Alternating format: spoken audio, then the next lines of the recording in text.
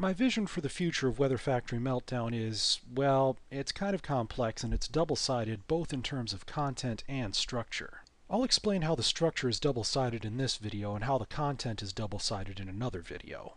First of all, world building is something that I like a lot, especially about Friendship is Magic. There are so many different things I have to say about how the world works in my headcanon. If I get started on them now, I'll never stop. Anyhow, an action stage in a shoot-'em-up platformer video game isn't the best place to do world building, nor is it the best place to interact with fan-favorite ponies with them as NPCs.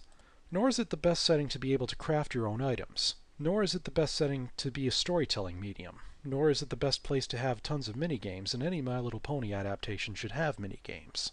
I'll admit that all of that can be done, but you know what kind of video game setting is way better for world building, interacting with NPCs, item crafting, storytelling, and minigames? A wide open sandbox RPG. It's also great for missions where you're trying to get your friends together so that you can go on a quest, such as a quest to shut down an amok weather factory, which is exactly what would be happening before Weather Factory Meltdown starts. I mean, why do all of that off camera when you can have the player play through it? Especially if the end result is side quests and fun minigames where you help fan-favorite characters like Dr. Hooves and Lyra Heartstrings. But then again, shoot 'em up and platform jumping action is just too awesome to kick out, so what's a guy supposed to do? You can't have a game both be a sandbox RPG and a shoot 'em up platformer at the same time, can you? I think you can. Imagine the following. There are sandbox segments where you talk to NPCs, have the opportunity to change your equipment, do missions, complete minigames, etc., until you've moved the plot forward enough to begin on the action stages. The action stages have few if any NPCs to interact with, but they have lots of platforming, a lot of enemies, plenty of shoot-'em-up action. By contrast, the sandbox segments outside the action stages have few if any enemies, and probably little platforming.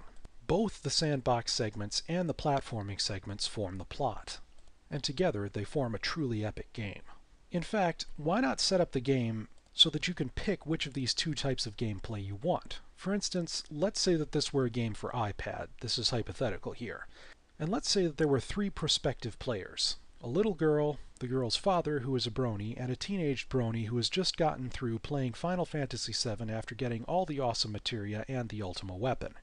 The father grew up on games like Super Mario Bros. And Metroid and wants to play a shoot-'em-up platformer, but he doesn't really care for the slower-paced sandbox segments. The little girl, on the other hand, doesn't care for shoot-'em-ups and isn't used to platform jumping games. But she would love to play an exploration game where she can talk to NPCs, try on different clothes, find old friends, make new friends, unravel mysteries, and generally explore Equestria at her own pace. In contrast to them both, the teen completionist wants to get all the best items in the game, wants to see every plot point and piece of story he can squeeze out of the game, and as such, he wants to see both the action stages and the sandbox segments. All three of these players could be pleased if the game was set up so that at the beginning, the user decides whether to play the game in one of three modes. The first mode, Explore Mode, would have only the sandbox segments as part of actual gameplay.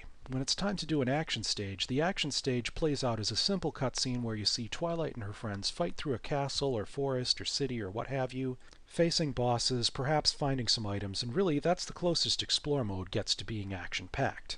In fact, since this game mode is the furthest from the violence, Explore Mode might be the game mode that parents would want their younger kids to play. The second game mode is Turbo Mode, where sandbox segments are represented by cutscenes and the player just plays through the action stages. If all you want is shoot-'em-up action, Turbo Mode lets you get straight to that action with very little waiting.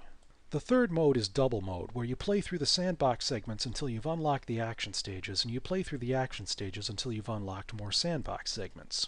You can talk to anyone, explore and learn about Equestria, and craft your own gear in the sandbox segments, and that gear can help make the action stages easier by boosting your stats.